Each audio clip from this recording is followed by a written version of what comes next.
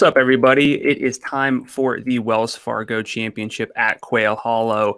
We got a pretty strong field on tap for this week, but just as I went live, FanDuel Sportsbook took down the outrights, and I'm trying to figure out if there is a withdrawal. So I don't see anything jumping out just yet, but I wanted to make sure because if there was a withdrawal at the top of the field, it would change a whole lot for us.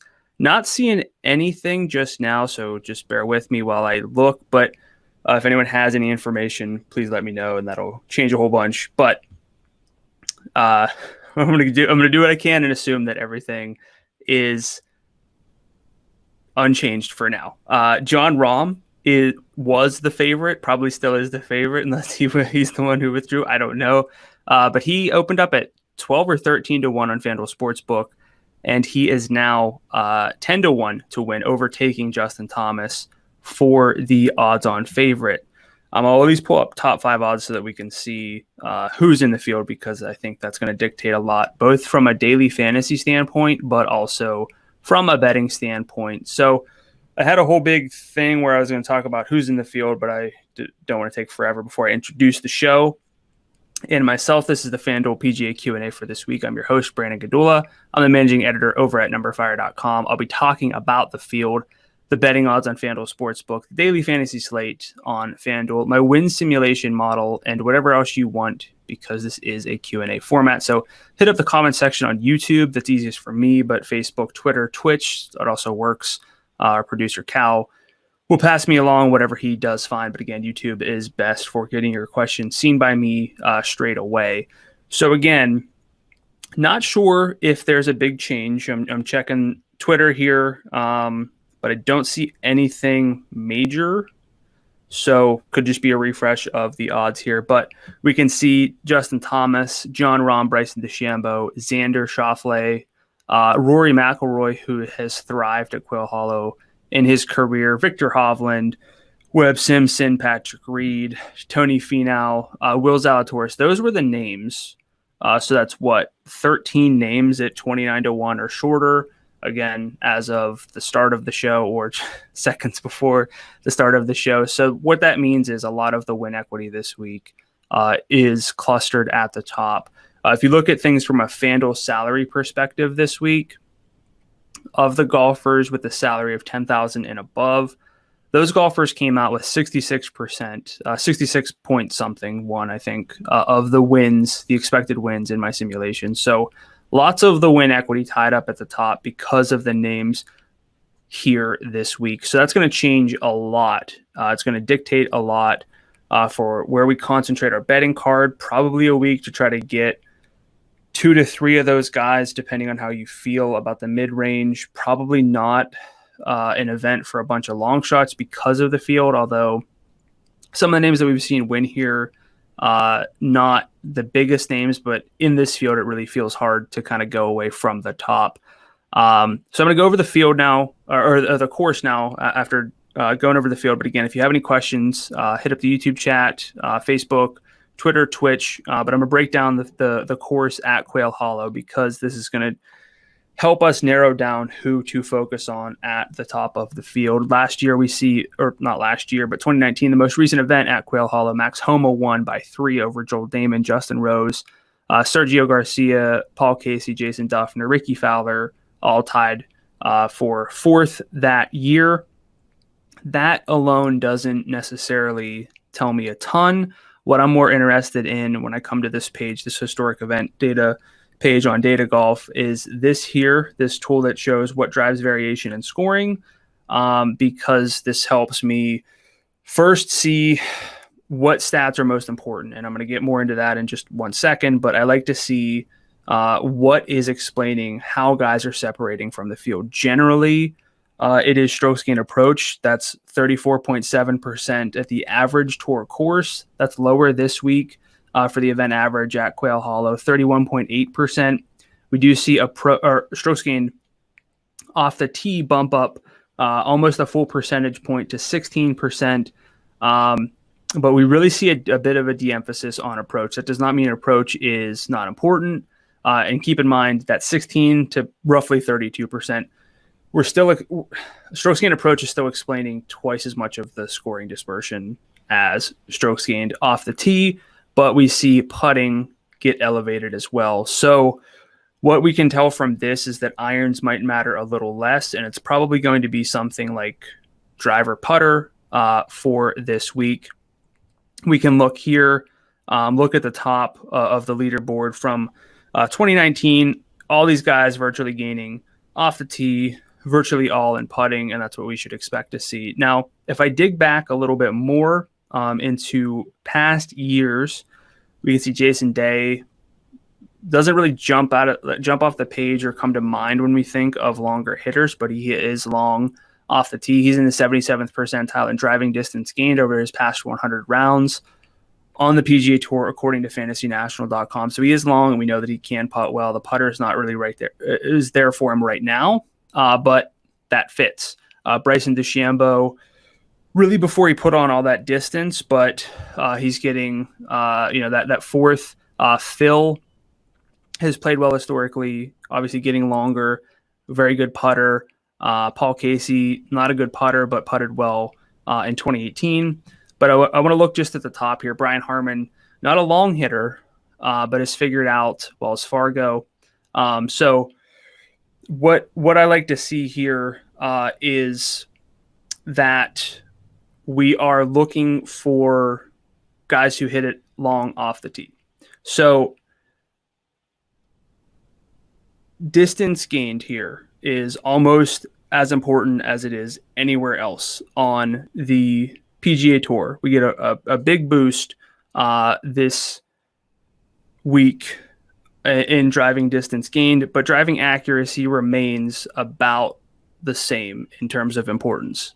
So that is something that is super relevant. That's why strokes gained off the tee rather than driving distance should matter, because distance alone is not going to get you there. You need to be gaining strokes off the tee. You can't just be spraying it. As we might see, I think Augusta is around here. We see driving accuracy take a step back. So that's important. But iron play, around the green play, putting, all more important than it is on average. So what does that kind of tell us? It's a tough course. The past winners here have averaged a winning score of 9.3 under par. 2 of the 17 winners better than 12 under. So it's going to play tough. It's going to play long at like 7,500 yards. So that's kind of what we're looking at. We want longer hitters, guys who putt well. And one of my favorite things about Data Golf, and this is all free, but they show you who's expected to get the biggest boost based on the course setup. Bryson DeChambeau, we're talking driver, talking putter. Makes sense that Bryson's there. Rory gets that distance bump. Tony Finau, Wyndham Clark. These are basically just some of the longest hitters that we have on the PGA Tour. De-emphasis to a degree, or at least not an emphasis on driving accuracy. So from this sense, you would estimate that the longest hitters get a big advantage for this week at Quail Hollow. So tough field, tough conditions, very big emphasis on driving accuracy or driving distance as opposed to accuracy. In some of the recent weeks, we've seen driving accuracy be more important. You can club down and hit fairways. Sam Burns, very long hitter, won last week at a course that didn't necessarily require distance. There was a pretty big emphasis on accuracy, all things considered.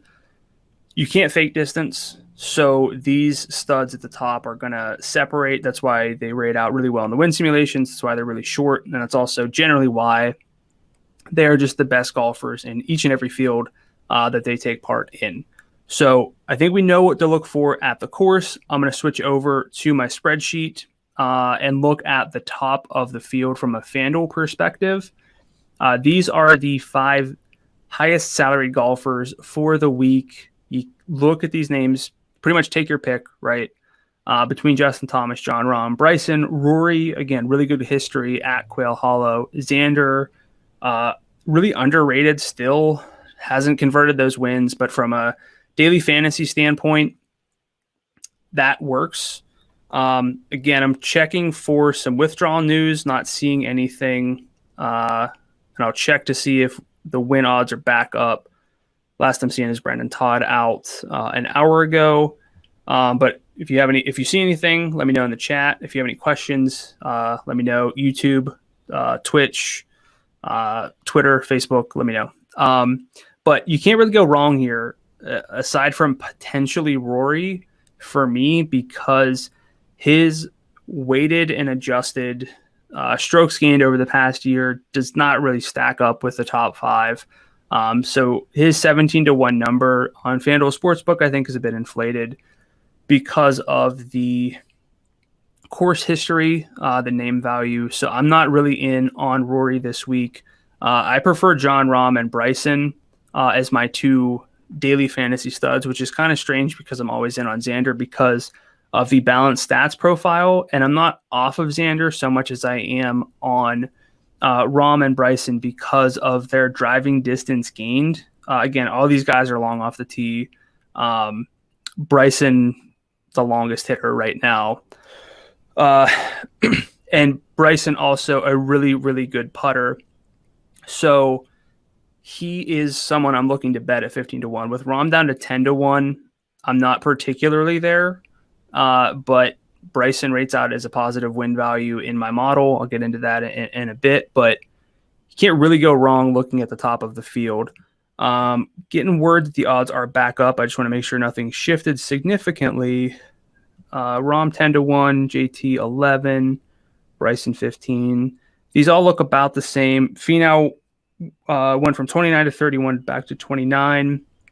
Like to see that because I'm in on Tony Finau this week. So nothing jumping out that I don't think, at least, as far as the field goes. Bubba's still 65-1. I just wanted to check that because he's one of my favorite picks this week at a course that requires distance. We've seen lefties do well here overall, specifically Phil Mickelson. So jumping back to the field, I'll go to the overall top of the field and just look at the golfers in that tier 1 salary of 10,000 and above. I didn't finish highlighting my favorite plays, but it's going to be Rahm, Bryson, and Tony Finau among the golfers at 11,000 and above. But you see in a field this tough, all these green dots, pretty much very little yellow, minimal black dots, which would put you below average, but in the 25th percentile or better. Really only one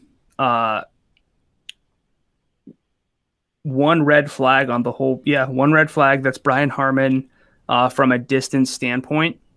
So field, we know that. It's a tough course. We know that as well. So we're kind of seeing that this is shaping up. I mean, just look at the data golf course adjustments. Green for pretty much everyone in the high side. So like the studs should fare well, and that gives us like a big question, what do we do from a game theory standpoint, from a roster construction standpoint? I talked about this with Jim Sonis pretty much in detail on the Heat Check podcast this morning on Tuesday about what we want to do. I think because the 9,000 range on FanDuel, which I can pull up, it's not super appealing to me overall. I do like Bubba Watson. I'm okay with Harold Varner and Matt Jones. Jones in really good form, Varner rounding into form. Bubba really, really long off the tee. So I'm good with him, but not a whole lot else that I'm really interested in. So with that being the case, I think the main lineup construction for me this week is going to be something like a modified balanced approach where I'm possibly building around Jon Rahm or Bryson, and then looking more back in that 10,000 range to get as many golfers as I can, because the 8,000 range is not that dissimilar to me than the low 9,000 range. So I'd rather just take the savings and get back up into this 10K range with Jason Day, who's won here in the past, Cam Tringali in really good form, Harman playing really good golf, Max Homa won here in 2019, Neiman, one of my favorite plays this week, does everything well, 93rd percentile in driving distance gained. Zalatoris, we know, is long off the tee. Corey Connors playing really well. So you get these names, and then you compare the golfers in the 9,000 range and the golfers in the 8,000 range. For me, the 8,000 range is winning. So I'm looking more for a little bit more of a balanced approach, not digging too far down into the 8,000 range for more than one or two golfers in a lineup. It's not going to be a week where I have three of the superstars and three full-on value plays. I don't think that's the right method for this week. Some of the names that jump out to me in that low range include Lonto Griffin, who was at 7,500 last week and missed the cut. Was very popular, the third most popular golfer on FanDuel overall last week. Back up to 8,900. I think that people won't be jumping back on to play Lonto after a missed cut. Carlos Ortiz, Cameron Davis, some of the better plays here for me. Davis, a really good course fit because of this distance number, 94th percentile, 93rd percentile off the tee. The short game isn't great, but what we're kind of looking for is getting it to the green, making your putts, not imploding. So that's kind of one of the things that I'm looking for most. Luke List is probably the lowest I'm going to go this week. He might be the only golfer below 8,500 I would even consider playing realistically. He is the best tee to green golfer below 9,000. I have in the 83rd percentile, again, once adjusting for field strength and recency. But you see this here, the putting, big red flag, and on Bermuda, very, very big red flag. That's kind of what you get from Luke List. But again, you might have to roster golfers down here in order to get access to your John Rahms, your Justin Thomases, your Brysons. But I would really caution against that. Rostering too many golfers down here because you will be missing out on the amount of swipes you have to hit the winner. I would feel pretty confident that none of these golfers are going to win. I mean, you take a sample of the best tee to green guys, the best 35 combining for 12.5% of the win equity. Lonto, Carlos Ortiz at 0.8%. You don't need these guys to win so long as you do roster the winner, but by having two or three golfers in the value range, and this is something that applies every single week, you're saying, no, I'm going to hit the winner with the three studs that I pick. It's very possible, but you can also build a more balanced lineup and have 5 or 6 realistic shots to win. I'm going to flip over now to my betting model because I'm actually finding some value toward the top of the field, which is a little bit rare to see. I don't have it on John Rahm or Justin Thomas at those short numbers, but on Bryson DeChambeau, I do.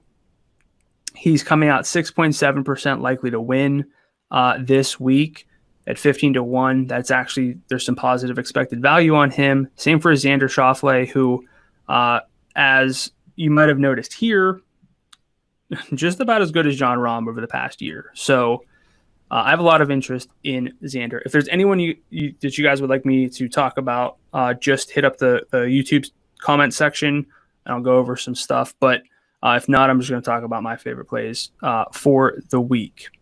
So I'm going to jump back over to my win simulation model. Xander, Bryson, good values. Webb Simpson, really interesting, is showing up at 23-1 as a slight positive value.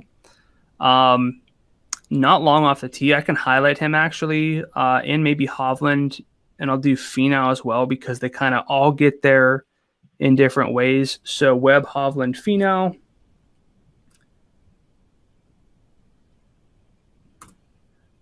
Webb Simpson is possibly like the best golfer if distance doesn't matter. Distance does matter this week, but I think without that, we've seen like he's done well at the Masters, and we've just seen him do well in recent events whenever distance did matter. So I'm gonna go with Hovland here, just to highlight some of the golfers who aren't the most obvious. You can see they're all really good overall. A bunch of green in their data.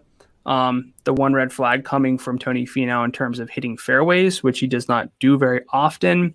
That is something I'm looking for this week. But even with that, he rates out in the 90th percentile in strokes gained off the tee. So I feel pretty confident there. And despite the lack of distance, you can see Webb Simpson in the 86th percentile in adjusted strokes gained off the tee over the past year. It's pretty hard to do because a lot of strokes gained off the tee is explained not by hitting fairways, but by gaining distance on the field. So given that,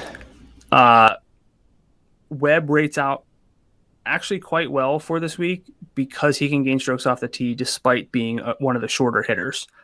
So that's intriguing. But for me, I think Finau's the most interesting just because of the distance angle. I'm putting a lot of emphasis on that. 95th percentile there. He's made all 4 cuts at Quail Hollow in his career. So something I'm looking for is, the distance, but also playing well here in the past. So that's pretty encouraging overall.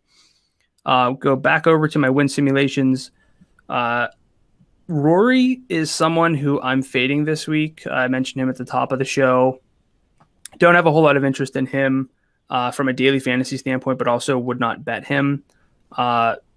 The form is not nearly as bad as perception seems to be, but I think the name value and the course form is what is shortening his number to 17-1. Patrick Reed, really interesting as well. Underrated golfer, as much as we may or may not want to admit it. Reed can kind of play almost anywhere despite the fact that he is not long off the tee. And you would think, okay, maybe he's not long off the tee, but he's accurate. Not necessarily the case, but these numbers here from Fantasy National, the distance and the fairways gained, they're not adjusted for field strength. This number here, adjusted strokes gained off the tee based on my database, that is. And so when you factor that in, it's actually a pretty good driver, even though the kind of more raw stats don't show it. So I wouldn't hate backing Patrick Reed or even building around him from a daily fantasy standpoint. This again speaks to that more balanced lineup approach where you're playing like maybe Tony Finau, Patrick Reed, Joaquin Niemann at 10,500, and you're saying, yeah, I don't think Jon Rahm or JT or Rory or Bryson, I don't think these guys will win. I think it's going to come from that second tier, and that way I have a bunch of real shots to hit the winner with that, that 5 or 6 man stack in your lineup. So a good Bermuda putter, going to gain strokes tee to green, no holes in his game. It's going to be a tough course. That is something that it's pretty interesting to get from a golfer who is always a little bit overlooked because, he's Patrick Reed. So what else do we have here? Patrick Cantlay, slight negative value. Corey Connors, Joaquin Niemann, same for them. So kind of what I'm seeing this week from a betting card standpoint is that there is some value at the top, which is kind of rare to see, but that's what we can get whenever we have that number of superstar golfers. Someone somehow, some way has to be a little bit undervalued. We've seen Jon Rahm get bet down from 12 or 13. I don't remember exactly which. I have it at 12, but I've seen it at 13-1 at the Open as well. So he's clearly getting action. And when that's the case, other golfers' odds are going to fall. With that, I don't think that he's bettable, but I think we're seeing that value for this like second tier, we'll say. But we don't really see it necessarily in the range where I'm generally looking, which is like the 40 to 60 range. I've been trying to get better at that. But one name that I do like, even though the model isn't on, is Bubba. I like him from a distance standpoint, and I like him from just an expected course fit standpoint. Not a good Bermuda putter, not a good putter overall, just barely escaping red flag status over the past year once adjusted for field strength, but 95th percentile adjusted strokes gained off the tee, 88th percentile in adjusted strokes gained approach. Just honestly at 65-1 for someone as good as Bubba can be, I'm totally fine betting Bubba. I think he's one of the best plays. I think he's the best play in the 9,000 range on FanDuel. I think he's one of the best plays overall this week on FanDuel from a daily fantasy standpoint. I'll sort this now just to see who the top expected values are. This is super rare to see with Finau, DeChambeau, and Xander, and even Patrick Reed rating out positively at relatively short odds. Finau back down to 29, but even with that, he's a positive expected value. So super rare to see, and that's kind of driving my betting card for the week. I like Finau. I like Bryson. I always like Xander, especially at a course that can play tough. So Xander, I think if he's going to fly under the radar from a daily fantasy standpoint, super, super interesting, but also worthy of a bet, especially if his number falls a little bit more from even 19-1. It's trending down because the betting action is clearly going toward Jon Rahm at the top. Webb Simpson also from 27 to 23-1. So he's getting some action, still rating out as a positive value, but that's kind of where the bets are going. And so when we have that, we'll get some natural leverage against the field. That is going to be all that I have for today. I'm going to bring on Jim Sonis. He's going to transition us from talking about the Wells Fargo into talking about today's MLB slate. So Jim, what's up? Are you saying you're not playing MLB tonight? You know, your favorite sport? Yeah, I heard that I've ruffled some feathers with that take. I mean, yeah, someone was on YouTube last week at some point asking why you don't like baseball. So Brandon Gdula, well, we have you here. If I'm going to be like a proper journalist asking you the right questions when given the chance to interview you, why don't you like MLB DFS? What is wrong with you? That's not the question. Those are two different questions. Okay, why don't you like baseball? You're right. I know you don't like MLB DFS. But. Yeah, MLB DFS is fun because it's all just data, and I don't have to watch the games. So I can just kind of – I like MLB DFS. I don't like baseball because I had a bad experience with baseball in high school. I was a really good defensive first baseman. I was like an okay hitter. I should probably be hitting like sixth, definitely not at the top of the order, but not like hitting ninth. Okay. But when I played high school baseball, I got benched for like a kid who wasn't as good as me at first base. They tried to play me in right field to get me some action, and I had never played in the outfield in my entire life. Since kindergarten, I played first base, and that was it. Aside from, despite being a left-hander, well, at least when I throw it, I'm a defensive lefty. I played some third base whenever I was in like second grade for the B team all-star team in my location. So it was wild, but I only ever played first base. I was really good defensively, and I just like sat on the bench the entire season, and it was just like a really weird experience. So that's my entire experience of playing baseball was first grade. Shane Clifford, Shane, if you're watching, you're not, I hope. He made fun of me because I was out of breath after running the bases and I quit. So that's my experience. I was much better with kickball because the base paths were shorter. So like as a chunky kid, like the base paths were too long. So you at least had me beat. I hope that we can exercise the demons from your baseball past and get you on board here because Brandon, we got Jacob deGrom tonight. So like that makes things better, right? Yeah, I'm gonna log out, but I'm gonna watch the stream so I know who to play tonight. I figured you were gonna go grind Jacob deGrom tape or watch like Kyle Gibson tape. Is that second after the stream is done? My indirect goal each and every baseball season is to see fewer than 10 pitches. Where are you at right now?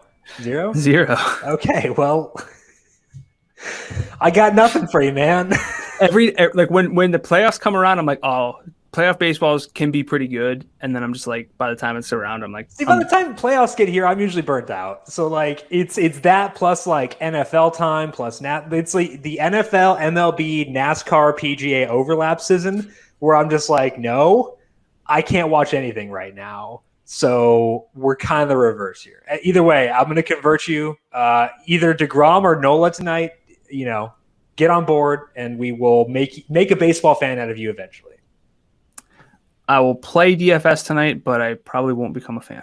Okay, perfect. Well, let's tell Brandon what to use when he's filling out his DFS lineups for tonight. It's a pretty fun slate, but the one thing we have to worry about for today is that there is some weather on tap once again. So we'll go over here to the Roto-Grinders weather forecast from Kevin Roth, and we do see some tricky spots, specifically some tricky spots in places that I would like to go, because we do have Jacob deGrom potentially dealing with some rain for today.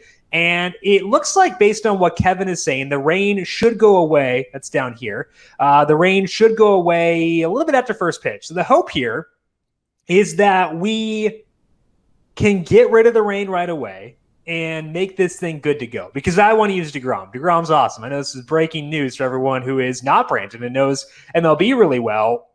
Jacob deGrom is good. That's my hot take. I want to use him for tonight. So based on the forecast that Kevin Roth at Roto-Grinders had this morning, I feel actually kind of okay about using Jacob deGrom for tonight. It's not safe necessarily, but for tournaments, I'm okay with it. For cash games, I would be okay potentially just going to Aaron Nola. Let's talk about why here. Pulling up the sheet for today, Aaron Nola facing the Brewers at home. And those are the two things that I don't think you could have a better situation for Aaron Nola, facing a high strikeout team in the Brewers, 27% strikeout rate for them versus righty since the start of last year. This is despite having Christian Yelich back. He has a 3.33 skill interactive ERA, 26% strikeout rate, 4.8% barrel rate against. But the thing about Nola is he's one of the pitchers in baseball who I make sure to actively bump up when he's at home and bump down a bit on the road. If you look since the start of 2019, he has a 30% strikeout rate at home versus 26% on the road. 4 percentage points is a pretty big gap. So we do need to treat Nola different when he's in Philadelphia versus when he is elsewhere. He's in Philly facing a high strikeout team for tonight. So let's say you're very risk averse or you're playing a cash game.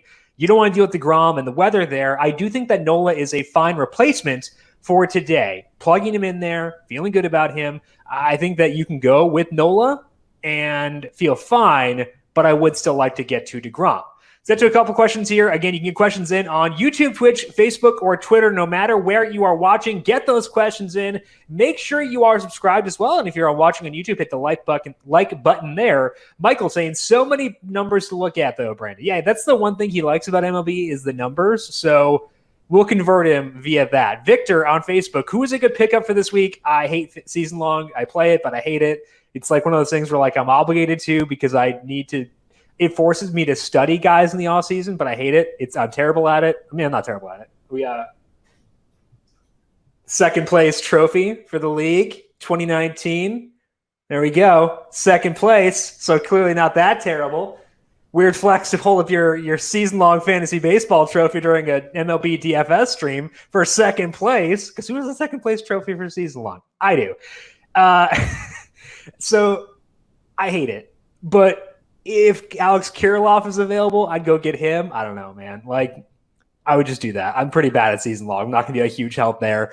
If we're being fully honest, if you're looking for like a streamer for tonight, I guess Alex Cobb probably works. Got bumped up a day. I don't know if Alex Cobb is actually like available in season-long leagues because, again, I'm really checked out with regards to season long, but if Alex Cobb's available, I'd maybe go there. Kyle Gibson's fine. Revenge game for Kyle Gibson facing the Twins. So I think that Gibson would work, but I don't know. I'm really bad at season long.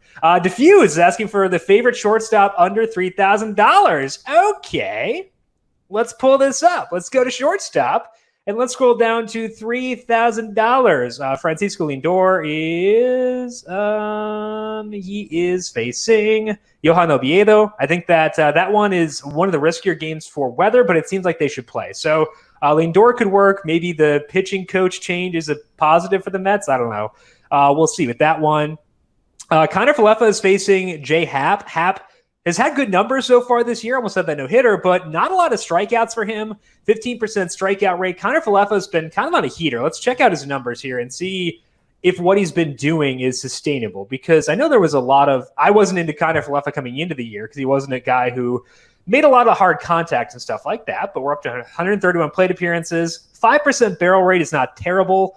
low strikeout rate, decent power numbers so far. I think the Connor Falefa, because he has some power but can get some steals too, I would say he is at least a consideration there. Marcus Semien facing Cole Irvin, I believe. Yep, Cole Irvin there. Doesn't let up a lot of hard contacts. I'm not super interested there. I would say your best option is probably going to wind up being, I think it's probably going to be Connor Falefa as your best option at $3,000 or lower. I do think that Lindor is still in play, assuming you feel okay with the weather there. A little iffy for right now, so Connor Falefa is someone I would consider. Like if we just put everything else aside, don't consider stacks, I think the Connor Falefa is someone you could turn to there, but also Lindor. Brad, who are you playing if you take DeGrom? So let's put in DeGrom here at pitcher, so we know what we're working with from a salary perspective. We have 28-13. That's actually not that terrible. So we go over to the stacking page here and check out the hitters to like for today. Don't stack the Cardinals. Hot take. Seems bad. Okay, so my favorite hitters for today, the main ones were with the Padres facing Mitch Keller. The good thing is the Padres actually do have a couple of lower salary guys. I'd assume their lineup is not out yet, but let's pull this up here and see if it is by chance, and it is not. Okay, so based on the assumed lineup, I know we're going to go to Will Myers and Jake Cronenworth first because both those guys are below $3,000. So we go to Padres. We're not a pitcher. Why are we there? We're going to go to Cronenworth, plug him in at second base to fill that. We're going to put Myers in the outfield. Tommy Pham has him back in the lineup recently. Let's look at the batted ball data for Tommy Pham since he returned. Because if he's hitting the ball well, I could feel good about him. Prefer him against lefties, obviously, but he's not the worst guy against righties. Just want to make sure he's hitting the ball well after coming back from that injury. Okay, so he came back on the 28th. So let's keep that in mind as we scroll over here to the batted ball data. Hard hit. We don't see the batted ball numbers there. Okay, so only put a couple of balls in play each day. Hasn't been doing a ton with it, just one barrel in that time. Let's check out the strikeout numbers for Pham. Okay, not striking out too much. So I think that Pham actually would work. He only has, I think, one extra base hit so far this year. Do you want to look at the overall barrel number? Yeah, 11.9% barrel rate, low strikeout rate. He does have 2 steals. I'm not sure if he'll still keep stealing given that he has a calf injury. But I think overall, we could still feel okay about Tommy Pham, assuming he does wind up batting 7th for today. So let's put Pham in there. If we do that, we have these guys. We got 29-20 left. That's probably enough where we can squeeze in Machado. Tatis probably out of play if we're going to the Padres and DeGrom here. 44 is a lot to get to. I don't really want Hosmer from choosing between the two, so we're going to go with Machado. So I would say these are the 4 Padres you're looking at for the most part. If you're okay with Pham, personally, I am. Gives you that 3, 5, 6, 7, so you get a lot of RBI, run scoring, double dip opportunities in there. So I think that those guys in the Padres would make a lot of sense. The other stack that I like for today as we go back over here to the sheet, I think the Phillies are a pretty solid option against Eric Lauer. He pitched well last week, but I'm not sure how sustainable it necessarily was, just because he's not a big ground ball guy, doesn't get a lot of strikeouts. He did well against the Dodgers, and that moves the needle a lot, seeing a pitcher do really well against the Dodgers, but it's probably not a situation where I'm going to outright be avoiding him right away just because he happened to have one really admittedly impressive start.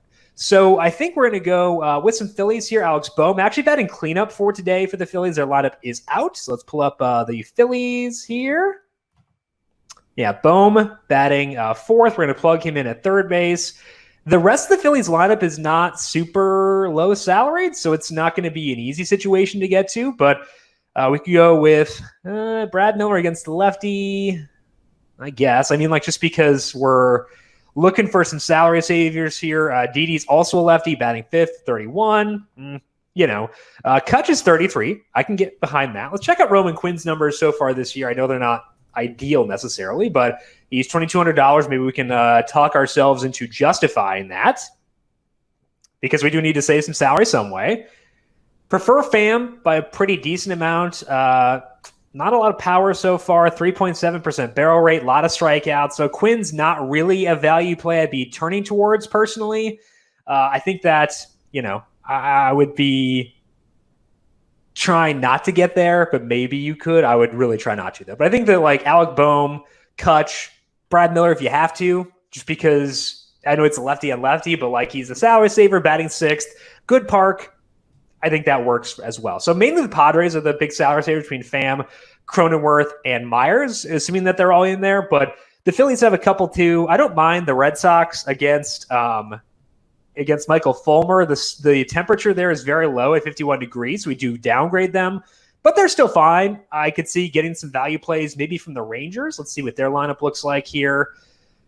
Okay, so we got Solak, Adolis Garcia. His salary had been pretty high previously, so I'm not assuming that he'll be a value play. Maybe it came down a little bit. 32, still not a value. That's disappointing. We'd have Kiner Falefa at $3,000. Solak 33, so probably not getting a lot of value there either. So I think the Padres kind of your main salary savers for today when you're trying to get up to Jacob deGrom. Diffuse. Do you like Gleyber Torres as a one-off, or is he better used in a stack? Everyone is better used in a stack. I don't like anyone as like I'm never going to target anyone actively as a one-off. I don't like him as a one-off, though, or as a stack, because Zach Greinke's pretty good, specifically at limiting hard contact. 3.6% barrel rate against so far this year, and I believe this is his full season data. Let me check that, though. Oh, okay, so this is actually just the past 3 starts for Zach Greinke, because he did change things up, changed up his pitch mix 3 starts ago, so lowered that sample. If we want to expand that sample, let's look at the batted ball data against Greinke for the full season and see if we've got any more hope there. If we open things up and look before he made the changes for this year, full season 4.4% barrel rate against, that's pretty low. So I would say no. I'm not looking at Torres either in a stack or as a one-off for today. Victor, is Joe Ross any good against the Twins? He's not facing the Twins. He's actually facing the Braves. And no, I would not go there unless there is a different Ross. Maybe there's no one on the Rangers. So, yeah, I would say it's probably asking about Joe Ross facing the Braves. Not into it. Low strikeout rate. He's let up a lot of barrels this year, and I think that if I were choosing between using Joe Ross as a pitcher and stacking against him, I'd be more inclined to stack against him. I don't want to stack against Ross because he's pretty good. He's got pretty good batted ball data.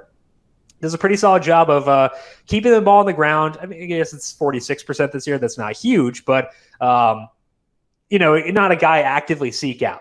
The reason I'd be okay stacking against him is because the Braves are really good. It's good hitting weather. I believe it's 79, 75 degrees there for today. That's good for bats. He's been letting up a lot of hard contact so far this year. Not a ton of strikeouts. So I'd rather use hitters who are facing Joe Ross than use him as a pitcher for today. Jesus is asking for no cheap pitchers. Yeah, so I think that there are actually a couple that are okay. Aaron Nola, depending on what you consider cheap, he's 92. He's the second highest salaried pitcher on the slate, so he's not a value play. But I think he's undersalaried, Jesus. That's the way that I phrase that. Like, I think that although 92 is a lot, I would still say that he's undersalaried, given that he's at home, facing a high strikeout team. And Nola's a good pitcher overall, even when we include the road splits. Still a good pitcher. So I think Nola is undersalaried, even if he's not necessarily cheap.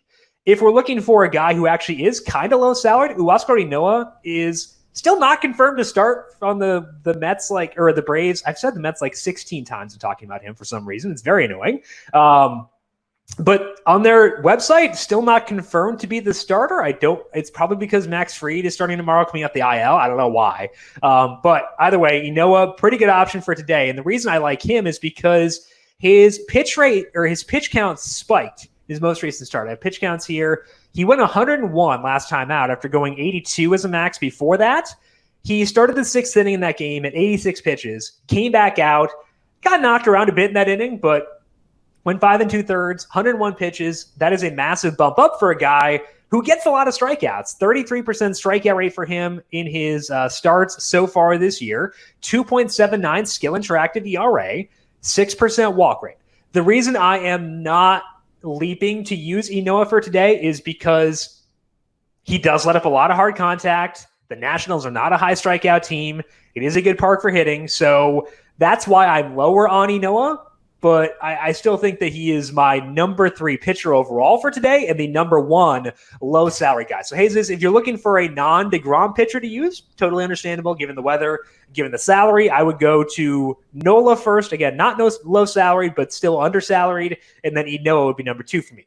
Alvin, favorite Royals bats? I forgot. I like the Royals. Okay, thank you, Alvin. That's very helpful as a refresher because I got totally distracted trying to look for my other stacks today. Okay, so the Royals are facing Sam Hentges. Let's refresh this over here and see if the Royals line. Ooh, it's out. I didn't have to refresh. Sweet. Okay, so we have Michael Taylor batting 7th. Love that. Decent power. Got some speed. Batting high enough in the order. We also have Hunter Dozier batting 6th. He is $2,900. So let's see if the Royals lineup is loaded in here.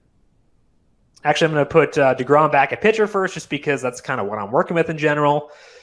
All right, go to DeGrom at 12.5. We're going to load in the Royals lineup. I can never find these things. They're in chronological order, and I'm just totally lost. Okay, so, so we're going to refresh this and get the Royals lineup in there so we can see everyone's at. Taylor's going to be on that list, though, Alvin, for sure. I think that he's a very fun player. Some power, some speed. Definitely like that combination, batting 7th. For tonight. He's $2,500. Love it. Let me show you why I like Michael Taylor as we'll go over here too. Actually, we're on his old teammates page and Joe Ross. All right. Michael A. Taylor. And as we scroll down here, we're going to see that he has flaws as a hitter. Strikes out quite a bit, although 25% this year is better. 0.95 ISO, also not what you want, but 8.2% barrel rate. He had a 13.8% barrel rate last year. That implies there should be more power in there, even if we haven't necessarily seen it as of yet. X-Woba, you do want to be a bit careful with. Alex Chamberlain on Twitter was going through the difference in WOBA for the league versus expected WOBA, and apparently expected WOBA is overestimating how well players would be hitting for this year. So you don't want to look at this and say, oh, wow, Taylor his expected WOBA is better than his actual WOBA due for upward regression. Don't want to do that as a blanket thing, but given the barrel rate, I think that we could expect Taylor to get better. Does have 3 steals so far this year, so it's not like the best profile, but he has paths to upside, and I find that really fun. So for $2,500, I can get behind it. Guess he hasn't really had one big game so far this year, so not the best profile, but hey, for $2,500 on the slate where we want DeGrom, I'll take it. Hunter Alberto, I liked more when I thought he might hit higher. He hit 7th against the lefty, I think the last time they played one. Batting 8th is not ideal, but we do have Dozier at 3rd base. I like that, so let's put Dozier in there as well. We're not saving like a ton of salary, but it's not nothing either. So I think we put those 2 guys in there first and then kind of see where we're at. If we go with Pham, Myers, and Cronenworth, then we're cooking. We do have to live in the mid-range. We're not going to get to guys, probably not like Santana, probably not Whit Merrifield. Hard hit Whit is back. We're probably not to get to Tatis, but we can get to the other guys like Soler, Salvador Perez, maybe we can get them in there too. So we can get to like some of the guys. We're not going to be using the studs on these teams because there aren't enough value plays, but I think that there is enough there. Victor says, Kyle Gibson. Okay, so yeah, Kyle Gibson, revenge game against the Twins. That's great. We always like that. Big fan of the revenge game. He's been pitching pretty well. The reason I'd be a little bit wary is the Twins do make a good amount of hard contact. As you see there, Gibson lets up a lot of balls in play. So I wouldn't say he's like a safe streamer for tonight, but he's fine, not a safe streamer. For DFS, I wouldn't touch him. Not enough strikeouts in this specific slate to be good. But for season long, if you're streaming, he's a consideration is what I would say because he has been pitching very well overall. Nick Matone, I think he's batting low in the order. Is it Matten? I haven't looked up his pronunciation, so sorry about that. Do you feel bad? Batting 8th, lefty on lefty. No thanks. Don't really want to go there. Let me check out his batted ball stats. I don't want to just write someone off. I would say, though, I need a lot to be convinced to use a guy batting 8th when the pitcher is batting behind him. Yeah. Not enough there to convince me, so hard pass for me for today. Alvin, do you like that Braves or the Rays as a stack? So the Rays are facing Alex Cobb. A lot of strikeouts for him this year. I know he got roughed around in his last start, so his numbers, his results probably won't look good, but he's getting strikeouts. He's keeping the ball from being hard hit for the most part. Again, last start was pretty bad. The Rays strike out a lot. I think there's a lot of risk there. So I don't like the Rays. I much prefer the Braves against Joe Ross. Lower strikeout rate, higher barrel rate, and I know Cobb, long-term, has not been a high strikeout guy, so it's possible the strikeouts come back down to earth, but I don't think the batted ball data will ever be bad against him. He tends to use pitches that suppress hard contact. So even if the strikeout rate for Cobb does come down, which would be a big factor for sure, I wouldn't expect the batted ball data to suddenly be really good against him. So easily Braves for me. I think the Braves are actually a decent stack. I didn't talk about them on the show this morning because Ross does a decent job of keeping the ball on the ground, but I think the Braves are actually kind of okay. Let's pull up the lineup here. I know Austin Riley, I think, was batting fifth, in part because of the 10,000 injuries the Braves have sustained. We do have the main key cogs in there. So let's pull up the Braves lineup just for funsies and see what kind of salary savings we can get here. Okay, Dansby's 25. Let's go to the Braves, pull up their numbers versus righties. I'm going to go to just this year because you could probably get enough data for the righties to look at just 2021 data. Let's do that by going here. And do that. Okay, so Dansby, 29% hard hit rate, 40% fly ball rate, 114 ISO is not ideal. Let's check out the overall barrel percentage for Dansby in 2021. I've used him a lot. I feel like I probably shouldn't, but I have. 7.1% is not terrible. So I think that Swanson's actually a pretty decent play. So let's go with Dansby at shortstop for some salary savings. Riley is $2,400. His numbers against righties this year, 33% and 30%, 155 ISO. Okay, that's doable too. Let's pull up the barrel percentage for Austin Riley this year and see what he's been working with there. 4.9% is not great, but it was 10% last year, 12.5% the year before that. I think there's enough there, given the spot in the order, given the lineup, given the park, where we could go with Austin Riley. So I would say Swanson and Riley for some value. Let's see what Ozuna's salary is. He tends to be pretty low salary. 32 is not terrible either. Okay, so I think that works. Alvin is asking, where would you rank the Braves as a stack, higher than any of your top three? So I'm going to stick with Padres 1, Royals 2.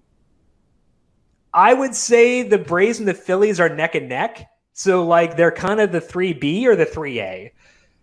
Given Bohm's low salary, I think that he's a good value play, but like we do have Swanson and Riley as well with the Braves. So I think that they're very even with the Phillies. I would say that like realistically, if I'm trying to get to DeGrom, I'm not like the Phillies are kind of a tough stack there. Bohm helps a lot, but if I want to save salary, I'm looking at guys like Brad Miller and Didi Gregorius who are lefty on lefty. Whereas with the Braves, I can go Riley and Swanson and feel pretty okay about things. So I actually might go ahead and just make that switch right now. Push the Braves up to third on my stacking list for today, above the Phillies. There is some risk there because Joe Ross, I've liked him for a long time, and I hope he winds up being a good pitcher. Just haven't seen it yet so far this year. So I think that, given the Braves are really good, given the good hitting conditions for today, I am okay moving the Braves up to number 3 for today, but it's like a 3A, 3B versus the Phillies.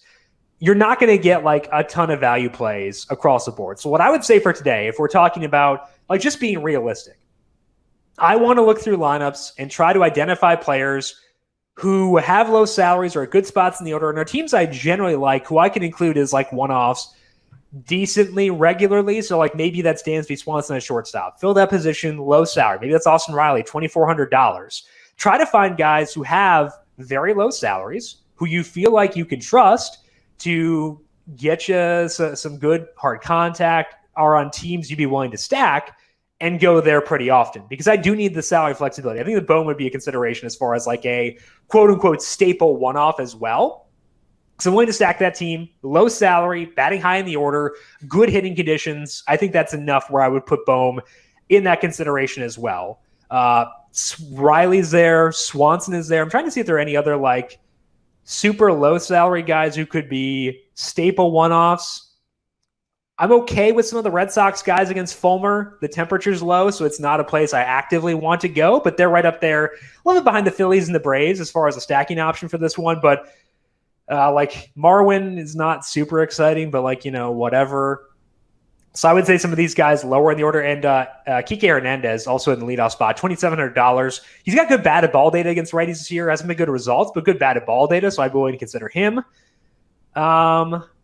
Rangers don't really have any like auto click value play type guys, nor do the Mets. Yeah, the Royals' closest guy for me would probably be like Taylor or Dozier, but even they have their flaws for sure. Mike Minor, I'm willing to use bats who are facing him, but no one like really stands out as far as being like a massive value there. Don't want to touch the Angels, but Clanahan's dirty. Like he's really fun. Don't want to use guys there. Don't want to use any of the Rays. Given Alex Cobb and what he can do, don't see any massive. I like Sean Murphy a lot, but like he's not a massive value. No crazy values on the Blue Jays either. Not super into the Orioles or the Mariners. And probably not any massive values on the Padres as well. So we're looking at most like Swanson, Riley, Bohm, Michael A. Taylor. Those are kind of the guys I would turn to, like using those guys as a way to give yourself more flexibility within your DeGrom lineups. Like it does mean you're going to have less stacky lineups, but I think that for today it's worth it if it allows you to get to DeGrom. So again, check back on the weather for DeGrom. Again, Kevin Roth of Roto Grinders. His Twitter handle is Kevin Roth WX. Follow him. He usually has a weather update around 5:30 or so. Check out that update. And if we get the all clear on DeGrom, I'm going to make it work personally. I understand if you want to go Nola or Inoa because they are both very good. But that's what I'm going to play things for today. I just think DeGrom is worth it whenever he is on the mound. And that is all the time that we have for today. Back again tomorrow. The solo shot is at 9 a.m. Eastern, the FanDuel YouTube the FanDuel YouTube page, also up on the numberFire Daily Fantasy Podcast feed. Immediately after that, back at the Q&A once again at 4 p.m. tomorrow. YouTube, Twitch, Facebook, and Twitter. Make sure you are subscribed wherever you're watching here. And if you're watching YouTube, hit that like button because that does help us out plenty as well. Big thank you to Brandon Gdula for the lead-in for today. Follow him on Twitter at Gdula13. Thank you to Calvin Theobald, our video producer, for producing the video side of things here today. Thank you, Cal, as always. If you have additional questions, you can hit me up on Twitter at JimSannes, JimSannes. We will talk to you all once again tomorrow. Good luck with your lineups for tonight. Let's cross those fingers that the weather allows us to use Jacob deGrom here. We'll see what happens. We'll have some fun. Either way, this has been the FanDuel Fantasy Q&A.